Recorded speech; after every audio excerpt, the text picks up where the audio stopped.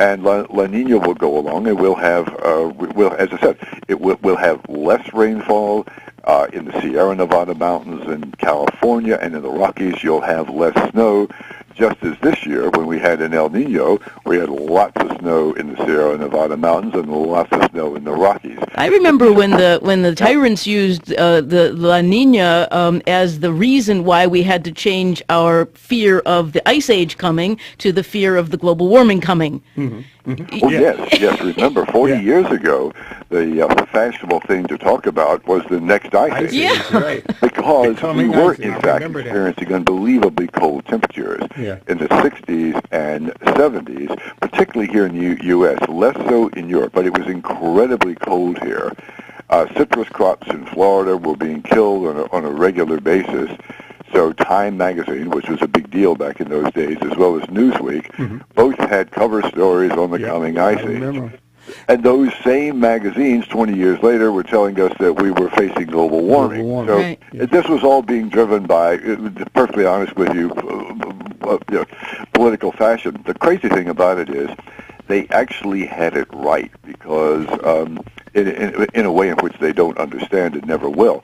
We're actually in an interglacial period, which means that we are between the last ice age and the next one. And we've had 17 ice ages in the course of the last 2 million years. Now think about that.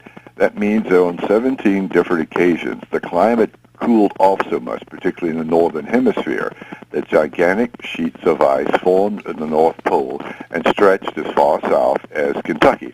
All of Detroit, where you are, was under a sheet of ice. Everything, a gigantic, and it was hundreds of feet deep.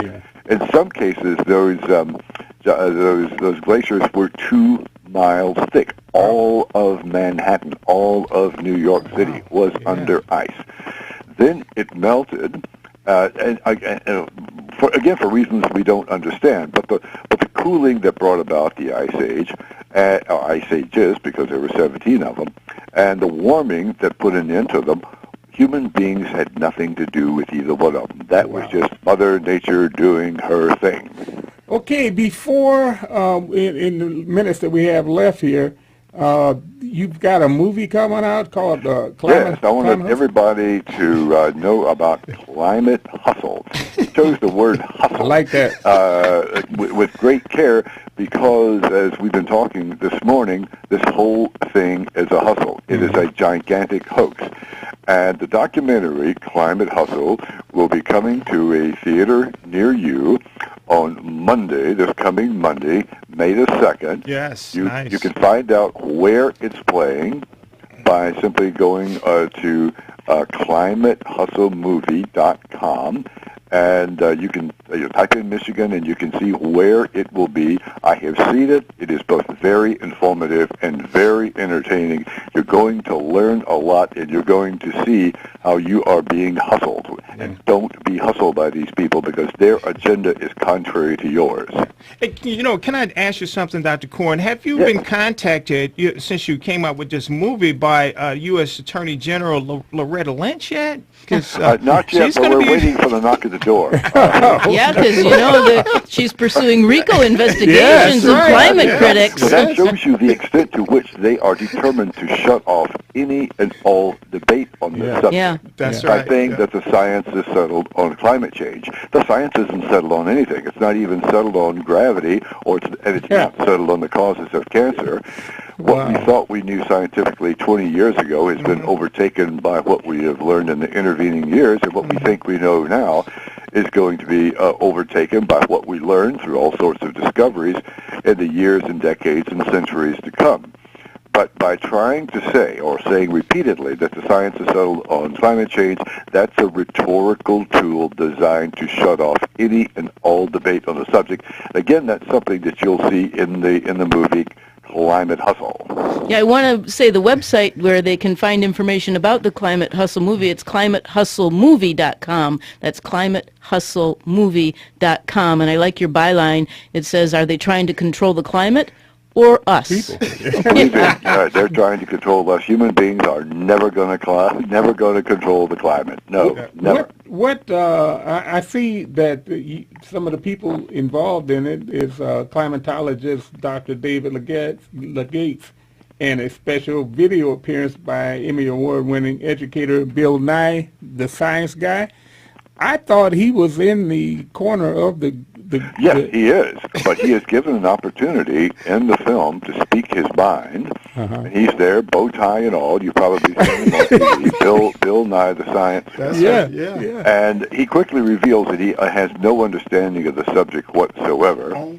But at least he was given an opportunity to present his views. More than what the Obama administration That's exactly right. was willing to do. That's right. Well, they're considering RICO actions against anybody who speaks out against this. So that shows you how interested they are in a serious scientific debate. They don't want that to happen at all. They simply want to regulate everything we do. Well, give us that website again where people can go, and if you'd like to leave yours, where people can get in touch with you, you're more than willing, and that's why we're so glad we could have you on today.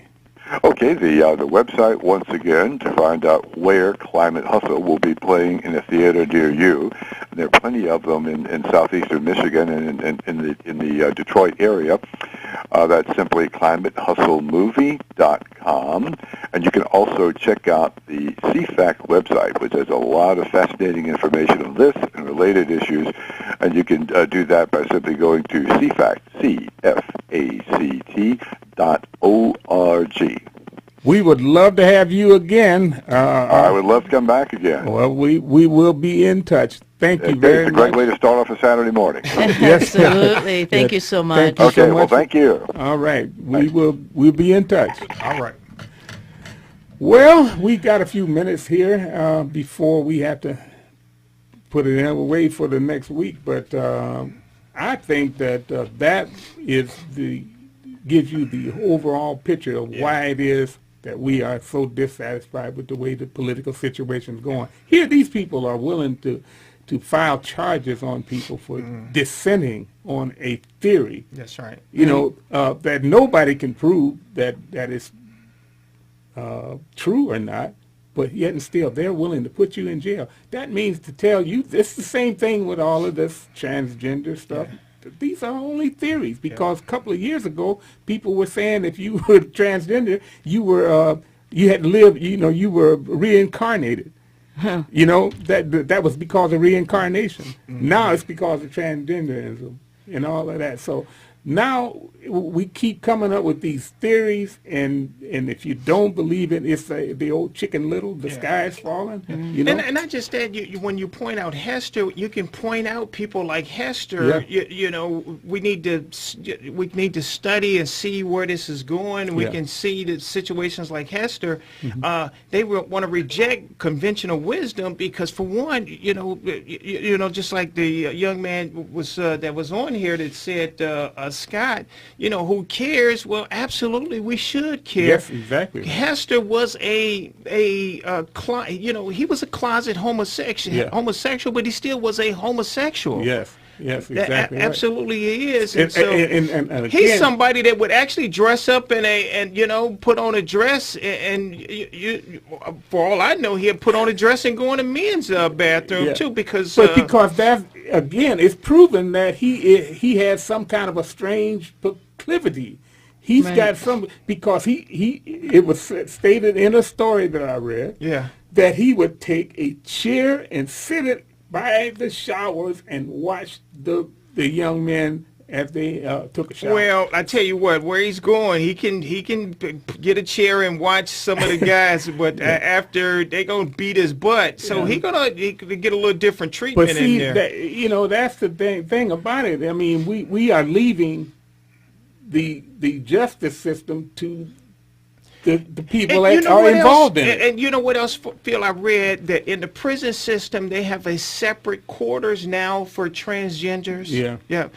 So the most famous right now, transgenders are not allowed to go into, or homosexuals are not allowed to participate with the general public in prison. Yeah. There is a picture a poster up on the east side of Detroit it's by a school that says free Chelsea.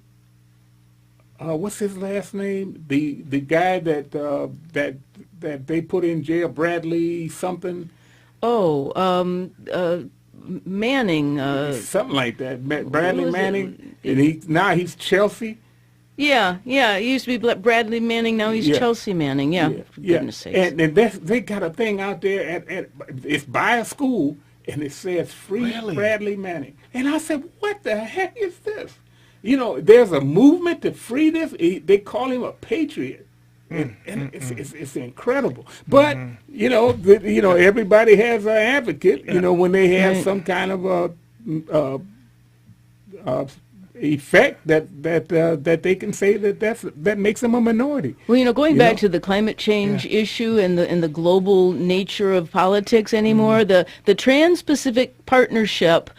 That TPP that was passed recently, the American Thinker has an article that identifies that as they have provided a legislative body that's superior to the Congress and a vehicle to pass Obama's climate change treaty. So that 5,500-page document is the beginning of all of this destruction of our government forces that are supposed to protect us. Yes. And what was all that I can bill say that they was trying to get President Bush to sign that global warming? This is just under the radar, behind the scenes of that. Was it? sounds like a discussion for next week. Yes. You know what? ASAP said we hang petty thieves and appoint the great ones to public office. Terrific. All right. See you next week, folks. The Abolitionist Roundtable invites the WHAM Talk 1600 listeners to continue the roundtable discussions by mailing correspondence to Art of Michigan, Post Office Box 135, Garden City, Michigan 48135. Or follow Phil, Del, and Janice at artofmichigan.com. You can also send emails to artofmichigan@hotmail.com. And most of all, continue to listen every Saturday and tell a friend.